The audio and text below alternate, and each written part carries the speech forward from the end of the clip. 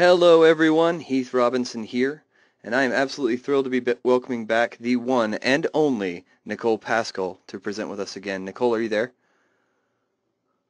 I am, thank you. Awesome. And thank you everybody for coming today. I'm super happy to be back and thank Keith and everyone at Topaz for inviting me to come back to present.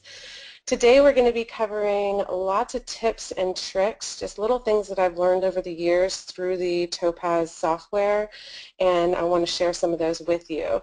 We're not going to be going into full editing workflows in this session, so you might see some previous work that was done on an image.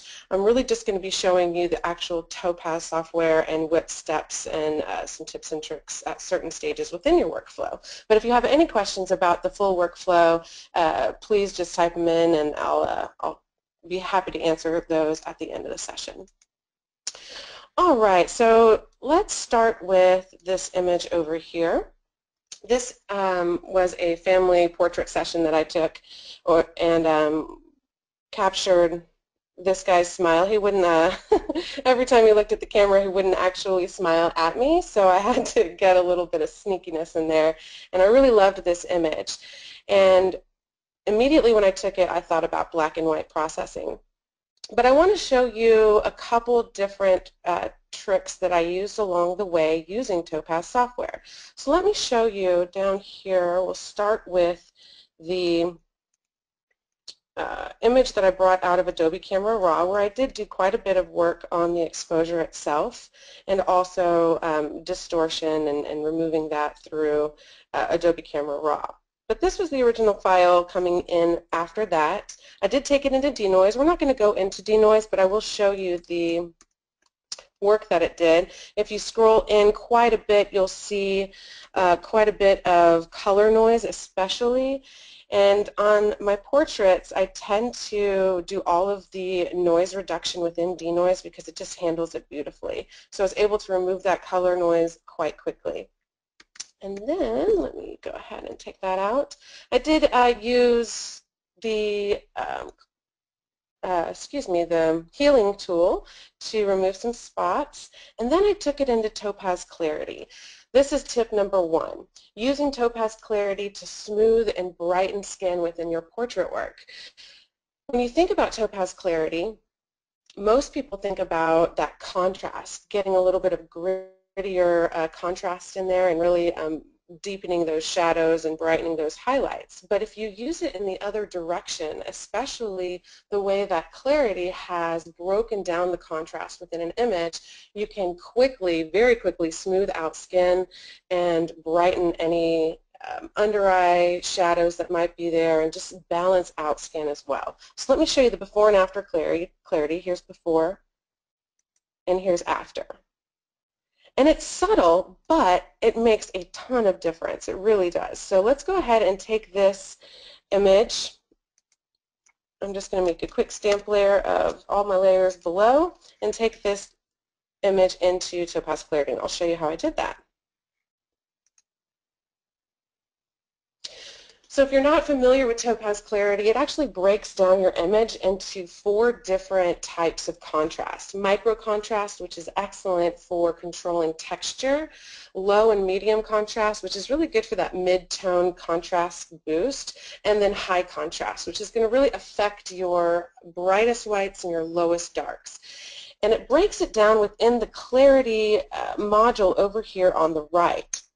And you'll see that within under Dynamics, and you have your 4 sliders, micro, low, medium, high contrast. For portrait work, your best friends are micro contrast and medium contrast. Let's go ahead and scroll into 100% here, or actually, well, I'll come out to 50. That should work. Even a little bit more. Perfect. I just want you to be able to see the smoothing of the skin. Of course, he's 9 years old. He has very smooth skin, but I really like to add it to almost all of my portraits with that micro contrast. Just take it to the left, and I usually suggest just starting at about -0.20, and it's going to be perfect for children and those types of skin that you don't want to manipulate too much. Here's before and after. Let me scroll in a little bit more so you actually see it on your screen. Here's before. Notice the pores over here and just a little bit of ruddiness and after. And it just really helps to remove that, and automatically will start brightening up the skin as well because it's evening it out. Medium contrast is the same idea, except instead of working on the texture contrast like micro does, it's going to work on your midtones, midtone shadows and midtone highlights, which is usually what you're going to find on people's skin tones. And if you take that to the left, you'll see the shadows underneath the eyes brighten up, and the overall balance of the skin is balanced a little bit more. So let me show you before and after. Here's before and after. Something that's important to keep in mind is that it is manipulating the rest of your image as well. So I like to selectively apply it back in Photoshop or use the masking tools within Clarity, if you're not using Photoshop, to mask in the effect only on the skin and leave it off of everywhere else. So you have complete control over that. One more slider you should know about when you're working on portraits, and that's going to be in your hue, saturation, and luminance area. It's in the HSL filter, and it's going to be this orange slider. Orange is almost across the board great for every skin tone as far as controlling the hue, saturation, and luminance of it. So if you're finding that it's a little bit red, you might want to go into your saturation and just take the orange slider down a touch, and you'll see that that has completely taken off some of that of a skin tone. Now I didn't mind his skin tone here, so I'm going to take that back up. But one thing about brightening, go into your luminance area, and you can take that orange slider up, and all of a sudden just your oranges, just your skin is going to start brightening up and really allowing your eye to go directly where you're wanting it to go, which is people's faces within portraits. So again, here's before, here's after. That's overall a little bit strong for me. So in the clarity opacity area, I'm just going to take that down to about 65 on both levels, maybe 70 there. Ah, perfect. Here's before, here's after. Now I'm ready to go back in and continue my workflow. Again, something to keep in mind is that I selectively apply this only to the skin tone because it really does affect the rest of the image quite a bit. So let me show you how that looks. Here's before and here's after. All right, so let me continue up my workflow here. Here I just did another stamp layer and worked on lash line and details a little bit more within Photoshop. I whitened the teeth as well and eyes if they were showing. I used that particular action and then added a little bit of blush, a little bit of rosiness to his cheeks, get a little bit more color. And at that point, I created another stamp layer, and then I was ready to go into my creative processing and get the effect that I was after, which was Topaz Black and White Effects. So let's hop on in there, and we're going to go on to tip number 2. Tip number 2 is skin toning and using your color filters to tone within Black and White Effects. Actually, we're going to go over 2 tips within this program. So let's open that up. If you're not familiar with Topaz Black and White Effects, I absolutely love it, not because I had a hand in the creative development of it, but really because I find that it's an amazing tool, and the developers were able to put in so many tools that just make it an incredible black and white conversion tool. But one of my very favorite things, let's go ahead and reset here. So here we are at a this is the default mode where it just does a basic conversion and no tone is added, no sort of editing or creative effects are applied here. One of the first things that I do with my portraits is I go up to my color filter presets, and those are going to be these top circles within the quick tip or quick tool set up here. And if you usually do the orange or yellow, you're going to find that the skin tone will brighten up right away. Sometimes it's a little strong, so if you like the orange but you say, oh wow, that's a little too strong for me, here's before, here's after, The good thing is when you hit any of these tools, the module that is connected to that tool is going to pop up below within the editing side over here on the right, and you have a strength slider, so you can just take that right on down and get it to the strength that you like. I usually find that when you go through the black and white conversion process on a portrait, just because the process of taking that all into grayscale, most of the time it kind of muddies up my skin tone, and it isn't super exactly where I want it. I always find that I want to brighten the skin tone, and this is a very simple way of doing it. However, sometimes it will affect the rest of your image as well because it's a color filter. It's simulating putting an actual filter on your camera within the field. That's what it's simulating, and it's going to affect not only the tone that you select, the orange or yellow, but all tones across the board. So for example, with the yellow, it's going to take the yellow and brighten that up, but then it's going to also take anything that has blue tones in it, so blues and greens, and it's going to darken those tones. So it kind of works on opposite ends of the spectrum, lightening one end and darkening the other. So if you only want to affect the yellow or orange tones within your image, you can turn that color filter off. Let's close them on up and go into our color sensitivity module.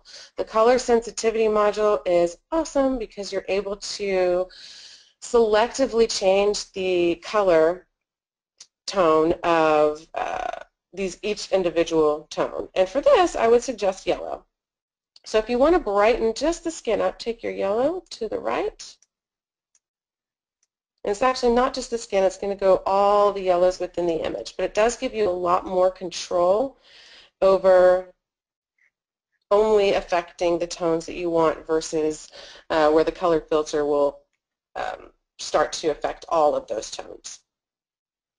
All right, I'm going to come over here and put the preset that I made during this time when I edited the image on my subject here. And this is where I ended up after going through the whole process of Topaz black and white effects.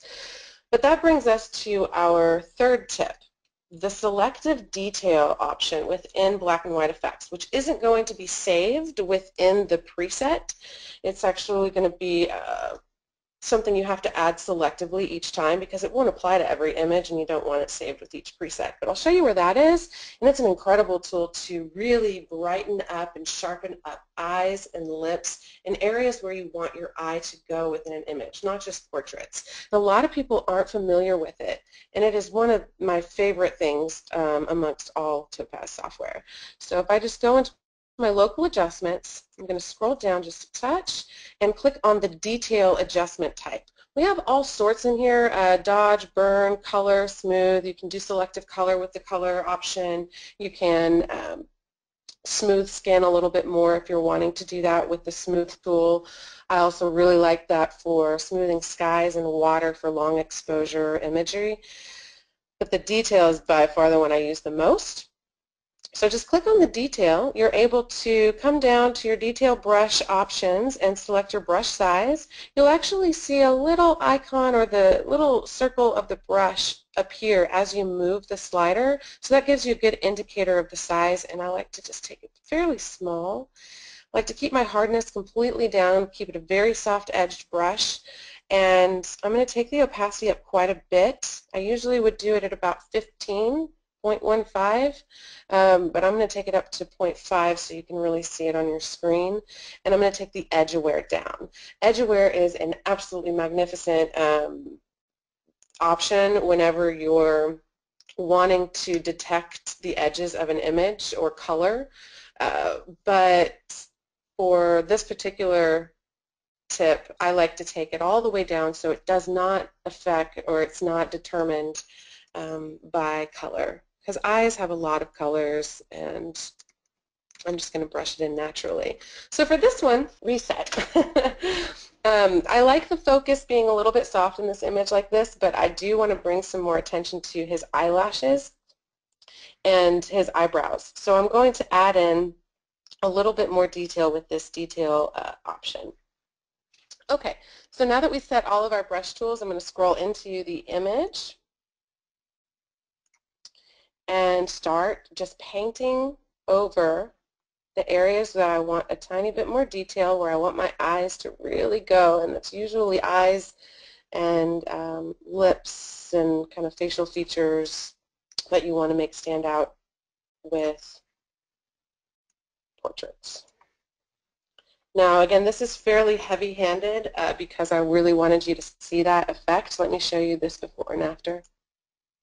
Here's before, and here's after. Again, very subtle, but all of those subtle little things that you do on your portraits is going to make a huge difference in the final image. So at this point, I would say okay and get out of Topaz Black and White Effects, and I'd be done with my image. I've done my creative processing. So in this image, we covered 3 different tips: using Topaz Clarity to smooth and brighten your skin, using Topaz Black and White Effects to brighten skin and tone skin using the color filters or color sensitivity tools, as well as using the selective detail brush to bring attention to the key areas of focus, the eyes within your portraits. Let's move on to another trick. This is one of my favorite tricks, and if you have been to some of my sessions in the past, you might have already seen this several times, but if you're new and you haven't, I think this will be awesome for you. And this is using Topaz ReStyle. ReStyle is a toning software, and it has just 1,000 presets. It is awesome. It can completely recolorize your image and take your image in so many different directions. There's one issue with it, though. When you take your image in at first, it's usually crazy looking. That's because the tones are applied at 100% in a normal mode. I have a little trick that allows for you to view all of the presets not at 100% in the normal mode, but actually much more natural type of toning. So let's go ahead and take this image in. This is just a beach shot that I took.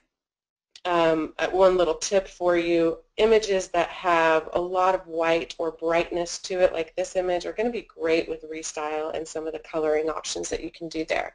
So that's why I chose this image to show you today. I'm going to Topaz ReStyle. This is also one of my go-to programs that I use in portrait work when I'm working with color portraits. Okay, so I'm hoping this gives you a good idea of the craziness that can happen when you take your image into ReStyle. It just looks way too, if you're not going for a very, very toned, creative look like this, it's going to be too strong for most people, and you'll have to take that opacity down or change the blend mode. So if we go to, for example, a moody collection here, and we go into our grid mode to take a look at that moody collection, you'll notice that all of these tend to be pretty strong, and again, something that isn't really great in giving you an idea of the end result once you take that strength down and change the blend mode. So what I learned is that you can change the blend mode and the opacity. Let's go ahead and click on Tuscany Meadows. I'm going to come over here to the ReStyle tab here, module, and you see the opacity and a little icon that looks like a gradient. That's going to be your blend mode. If you click on that icon, you're going to be able to just scroll over those different blend modes and see how these tones affect the image differently with each blend mode. One of the ones that I love the most for ReStyle is a screen blend, because it allows for me to kind of keep that brightness of my image, and just is a much more subtle way of toning. So I'm going to go to screen. Let me show you before and after now. Here's before, here's after. This really strong preset is now a gorgeous tone. I love it. And really works with my image. I could just take the opacity down just a bit and get something that really works for me. But there are thousands of presets within ReStyle, and if I had to do this for every single one, it would drive me a little crazy.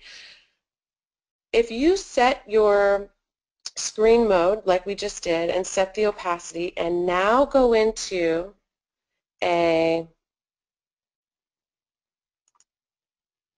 preset bunch, I just went into Seascape.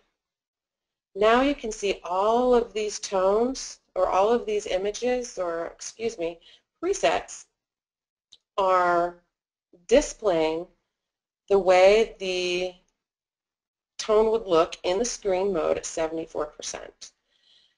When you're scrolling through all of these, you now see, or at least I hope this shows you how beneficial knowing that trick is for Topaz ReStyle, because it just makes the program so much easier to use, and for me, one of the most robust toning tools out there. I absolutely love it. Again, it really just allows for you to choose kind of the look that you're after and then apply it to a whole group of images.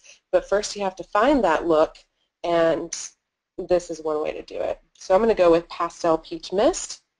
One thing to note is when you click on it, you're going to see the full application of the tone in normal mode. This is just a tweak, kind of like a little thing within ReStyle.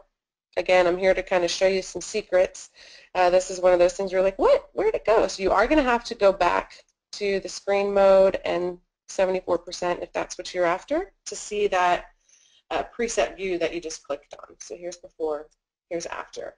Again, just a really fast way to see hundreds of ways, 1,000 ways actually, to tone your image. Okay, the next tip that I want to talk about is something I'm so excited about, so excited about. If you're not aware, Topaz recently released Topaz Impression 2. And with Topaz Impression 2 came the very highly requested selective tools within the program.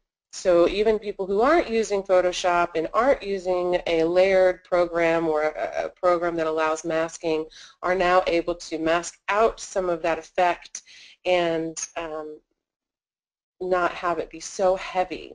So one application of that I find is really useful is within portraits. Because when you're doing a painterly effect, if you're not familiar with Topaz Impression, it's a painting program. It's basically a program that allows for you to do artistic effects, very natural artistic effects in it. And we'll go in there in just a moment.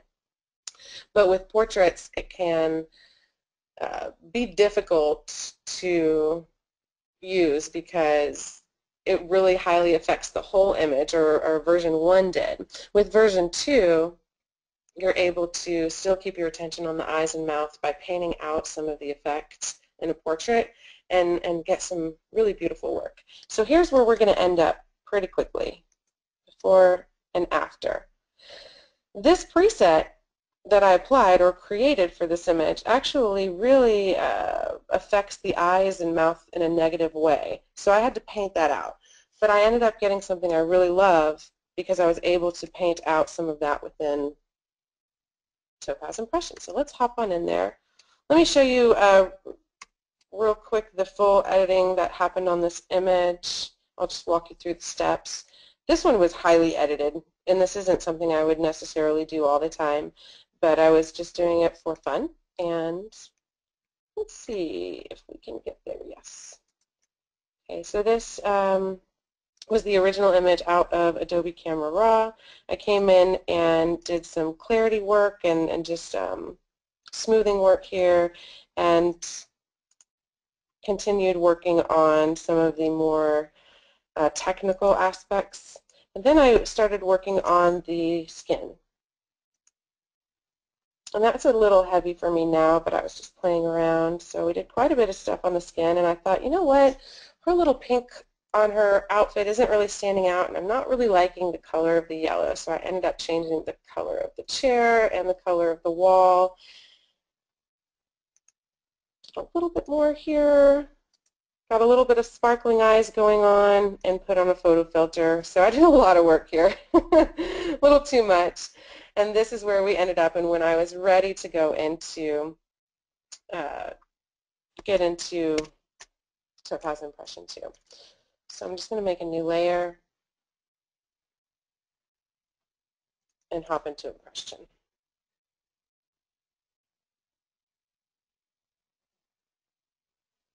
Let me close this up. One thing, another little tip, if you are new to Topaz Impression 2 and have not learned this yet, sometimes, I think by default, this is turned off, which is the show painting, or it's turned on, show painting progress, okay? And so every time you move a slider, it's going to show you the full painting process and kind of the technology that's happening in the background, all the different paint strokes that are being created and how they're piled on top of each other. It'll show you that every single time. If you do not like the fact that it shows you that every single time and kind of starts from the very beginning, and you just want to see the effect that the particular slider you are touching is the only thing that you are seeing, you can go into, under Topaz Impression 2, Preferences, and turn that off. Say OK. And now I'm ready to go. Again, today we're just talking about tips and tricks, so I'm not going to go into this full, a full overview of impression. I believe that Heath recently did a Topaz Impression specific webinar, so you can learn more about it there. Today we're just going to be going over the selective tools, which are new to this program. So I'm going to click on the preset that I created for this image and click into it by clicking on the little slider circle icon right there. I'm going to close up the stroke panel and zoom in to her eyes and mouth.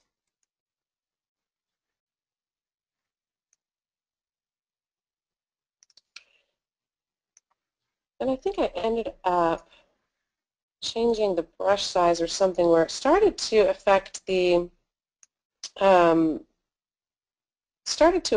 things not as much, or it started to affect the eyes and mouth in a more negative way than this. I want to, let's see if I can show an example here. Okay, this is a good example. So that spill slider is going to kind of spill your paint over the edges of the lines within your image. So you can see there's some paint now that's come into her eyes and her nostril that might not be something that you like. Instead of having to change the spill, you can now go into the selective tools. And that is going to be within your masking panel. It's at the bottom of the modules here. Just open that on up. And by default, the spot tool is selected, which has some awesome capabilities. Let's say you just want to affect the skin tone within this image. You can bring your, let me come back or zoom out just a bit. You can bring the center of your image on the color that you want to affect the most, which is her skin tone. I'm going to put it right in the middle, the center kind of target icon here. And I'm going to take my color aware up. As I take my color aware up and make it more color aware to just the skin, you'll see a mask that starts getting created over here on the right-hand side, and you'll see that at the very high end of that color aware, it's very specific to the color that my target is on. If I wanted to only affect the red, I could do that and move it wherever I want to go. Or maybe I want to not have the paint strokes in the chair and only have it on her. So this is a really awesome tool for you to know about. But the one I want to show you today is going to be the brush tool. The brush tool is all the way over on the right-hand side, and you have a black brush and a white brush to choose from.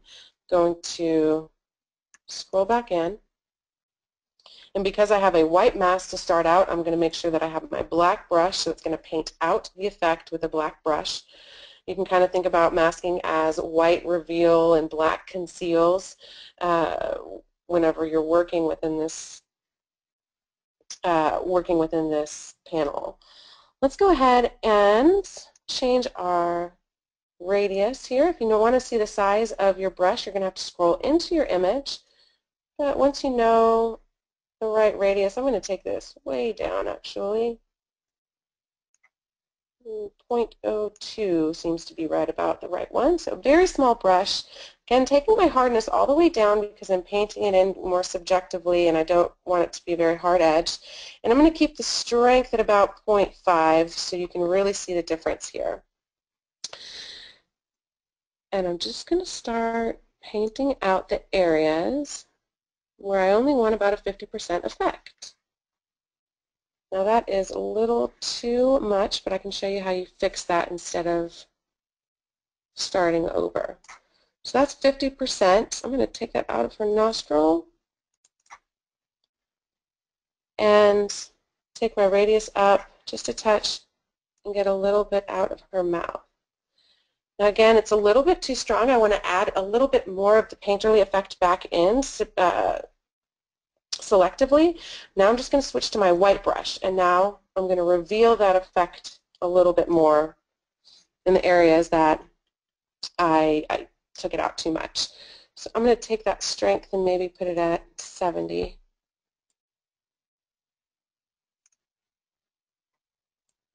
And you'll see, I'm kind of going around the eyes, that some of those brush strokes come back, that painterly effect. I'm going to go in the inside of her mouth and get a little bit more of those paint strokes. That looks good. Let me show you before and after. Here's before and after. So I still get a painterly effect, but I'm able to focus and selectively take that out of areas where you usually wouldn't see random strokes or it be too painterly. You'll see it be a little bit in portrait work. You'll see the eyes have a little bit more focus like this. So I hope that's a good tip for anybody using impression on portraits. And you can apply that across the board to any type of image. It's just really all about knowing now that we have these masking capabilities within Topaz Impression, which makes it really awesome. Okay, let me go ahead and cancel that. And the next tip I want to go over is more about the black and white editing workflow within Topaz Black and White Effects. The toning capabilities that are available to you within the quad tone adjustments and the selective adjustment area within Black and White Effects, as well as the zone system tool to make sure that you have a black and you have a white, or you're not blowing out certain areas, how you can use that tool to your benefit when you're toning your image. So let's take a look at this image. This is an image I recently took in Ottawa, and I really just loved the lines and everything like that. And again, when I took this, I immediately imagined black and white because it would just really be fun to work with the contrast within the lines and really focus in on the lines versus the color. So I took it into Topaz Black and White Effects, and that's the only tool that I really used to create that after image. So let me jump on in there. Sorry, Black and White Effects 2. And I'm going to start with the preset that I created for this and then remove a couple of the options so you can kind of see how it works. Okay, so here is the preset that I created for this one. Here's before. Any sort of extra editing was done. This is just the basic black and white conversion. And here's after. I did quite a bit of toning work here because what I found was this. Just using my basic and adaptive exposure tools was not cutting it for me. So within our basic exposure, you have contrast, brightness. You can boost your blacks really black, and you can boost your whites or protect your highlights with these sliders, protect your shadows. But it just wasn't giving me the effect that I wanted, and adaptive exposure wasn't getting me there either. So I started playing around the color filter tool to get some really cool tones and ended up using the color filter tool. Here's before and after. Really started to close up some of those tones around the edges, which I really liked. But the real tool that helped me get exactly where I wanted to be was the quad tone tool. If you're not familiar with that, it is amazing. Here's before and here's after. Again, here's before and after. We have something called silver and paper tone, and that's going to be probably your most used tone in other programs that have black and white converters.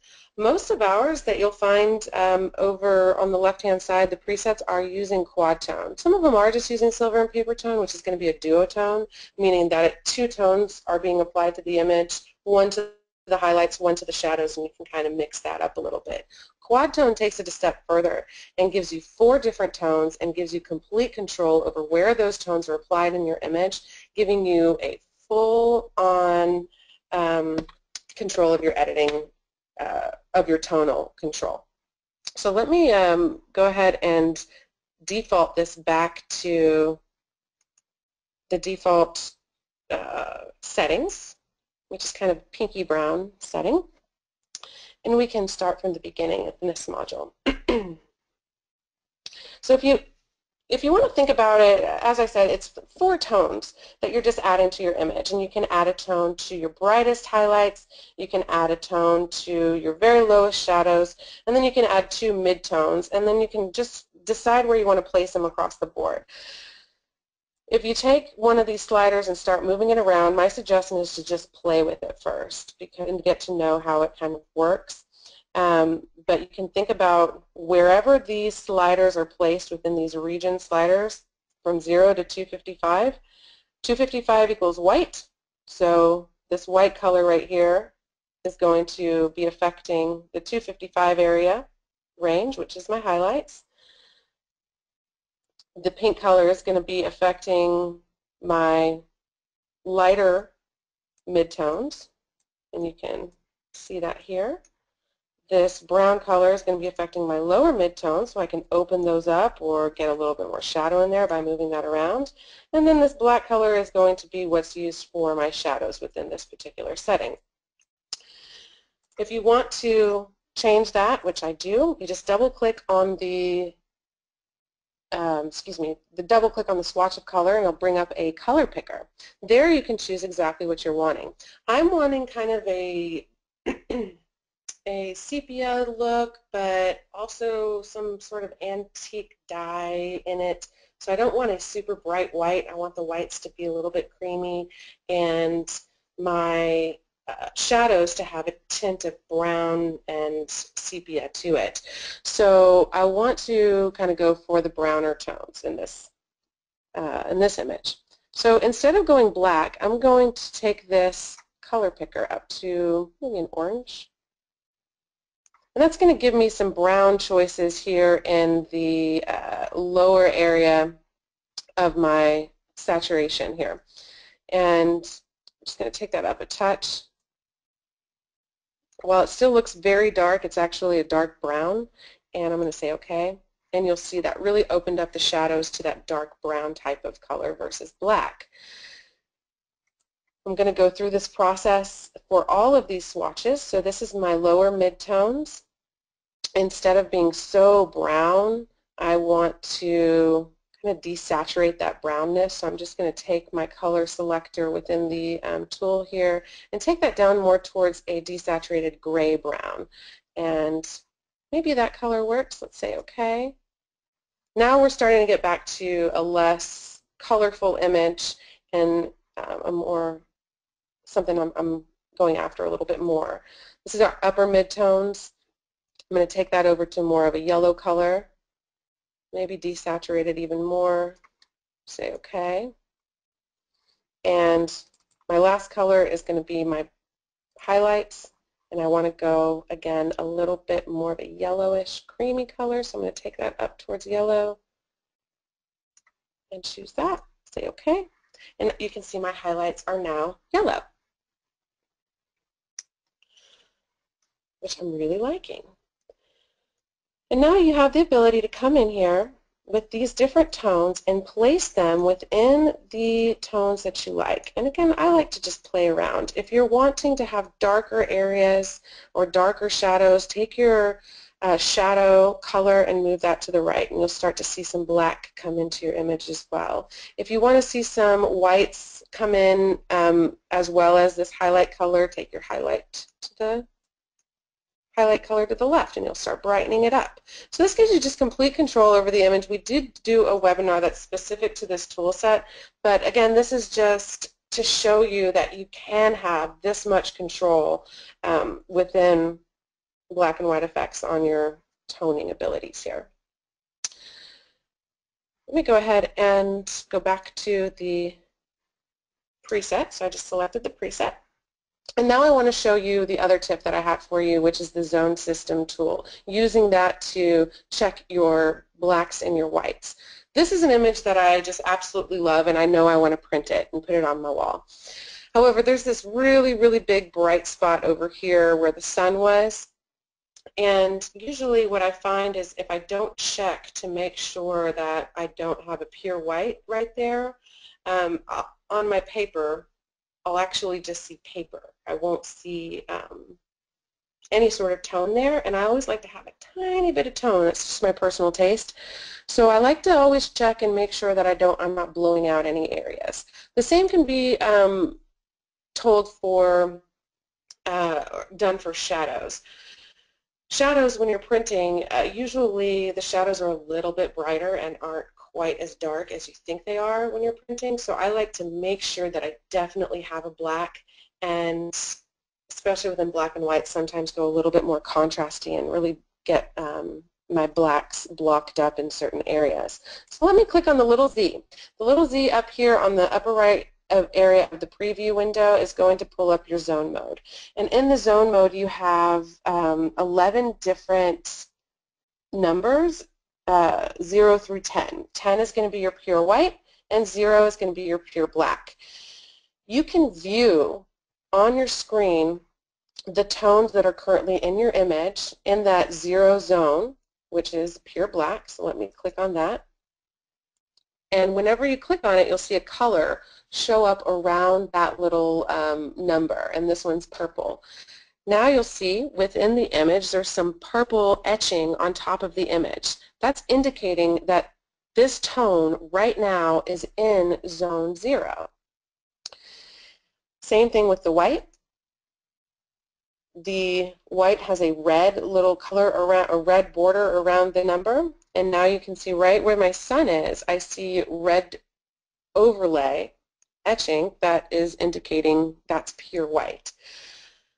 If you're not wanting that pure white and you're not wanting that pure black, now you can see it. And that's really the effectiveness of the zone mode, is the ability to know exactly where your tones are. And if I don't like that black and I want to open that up, I'm going to come to my black slider here, or my darkest tone that I have in my quad tone, and I'm going to open that up by taking it to the left. And you'll start to see that purple color disappear because I'm adding tone into my image this way. If you want more black, you can use whatever toning module you're using in black and white effects, and you'll see the same thing. Same idea for your white. If you want a little bit more of a brightness, you can get more of that white tone by taking your white to the left. Or you can close it off a little bit by adjusting the rest of your midtones and getting some of those midtones into the brighter areas of your image. So I hope that gives you a tip on how the zone system can be used effectively to pinpoint where your whites are and your blacks are within a black and white image, especially useful when it comes to printing. Let's go ahead and cancel out of this. Yes. And take a look at a couple. I know we're coming up on the 10-minute mark. So I was going to show you texture effects and how to get this really lovely background very quickly, but it's not really a tip, it was more of just a workflow. And we have plenty of those available, or I say we, there are plenty of those available through the Topaz webinar system where you can learn that. But instead, I will show you really quickly. I take MLS photos as well as portraits and other work. So one of the things I run into when it comes to MLS photos is the ability to quickly process something because you don't want to spend too much time on it, but you want it to look really good. And there's kind of a certain effect that is super popular right now, but you definitely want good exposure and brightness, and you want to open up those shadows. And it usually takes a little bit of editing to do that, unless you have Topaz Adjust. Topaz Adjust is amazing. Tip number one, if you're using Topaz Adjust for MLS photos like this, go with a darker exposure like this one, where you have a little bit of detail in your brights, and you can keep that detail, and there's just an overall darker exposure is best for Adjust. It handles that better than a brighter image if you're trying to balance out an image and open up the shadows and darken the highlights. Let's go in there really quickly, and let me just show you how I would work with this image. I would do a little bit of cropping, number one. We're not going to worry about that right now. Okay, so over on the left-hand side within your collections, you have an HDR collection. That's a good place to start, and my favorite for MLS photos is going to be the dynamic pop, to start off with the dynamic pop. What it does is it adds a little bit of dynamic exposure, which will, again, open up your shadows, keep detail, and even darken your highlights, just balancing out that exposure. And it will also add in a nice detailed pop that you'll see in a lot of MLS stuff. You can take that down because it's a little overdone in my opinion, and I'll show you how you can easily do that. But that dynamic pop is somewhere where I tend to start out when it comes to MLS photos, and it already did a fantastic job of opening up that wall, keeping the detail, and even darkening the blinds, and just balancing out. However, I think it is a little bit too affected. You would maybe assume that the adaptive exposure, which is the exposure setting, is going to be the one that you take down to lessen the effect, but actually the region slider is causing that kind of pseudo HDR effect and the kind of halos, dark halos around your brights and the brightening around your shadows. So if you want to take off that kind of pseudo HDR effect, take your regions down, not your adaptive exposure. Because your adaptive exposure is where the magic lies here. You can really pump that up and take down your regions and not be as affected, but still have a lot of immediate effect on it. I also take my brightness up. I protect my highlights by taking my Protect Highlight slider up, and you'll see more details come back into those windows. I usually take my Protect Shadows off because by brightening up my image and really using that adaptive exposure, I have now brightened my shadows a little too much. So the Protect Shadows is going to open up your shadows a little bit more. If you take that down to 0, you'll start to see your shadows come back. And then you can work on your contrast. If you take it to the left, it's going to open it up even more. And very quickly able to go from a dark interior house shot to one that's open and has a little bit of detail in it. With this, I would brighten it up a little bit more probably and go into my finishing touches and do a quick cool down because it's a little bit warm, that light coming through. There we go. Here's before, here's after. I love Topaz Adjust for MLS photos. It's amazing. So I hope that's a good tip for any of you out there who might be taking interior shots like this. All right, with that, we only have 6 minutes. Sorry, Heath, I went a little over, but there were lots of things I wanted to cover, and I hope this gives you some good insight into some of the tricks that you may not have known about to help with your workflows. Awesome. Yeah, I know you were really excited to be back, so I don't mind letting you go over just a little bit. If you want to follow Nichole, I believe her website is NicholePaschal.com. You can also follow her on Facebook at facebook.com/Nichole Paschal Photography. If you have any questions, you can contact us at webinars@topazlabs.com. And if you'd like to sign up for additional webinars coming out this month, you can do so at topazlabs.com/webinars. Nichole, I really don't want to hang up with you. I know. It's been too Thank you long. so much for inviting me back. Yeah, I'm excited to have you, and hopefully we can get you back again real soon. Everybody, thank you for coming. Thank you for watching, and good afternoon, good evening, or good morning, wherever you're at. Thanks, everyone.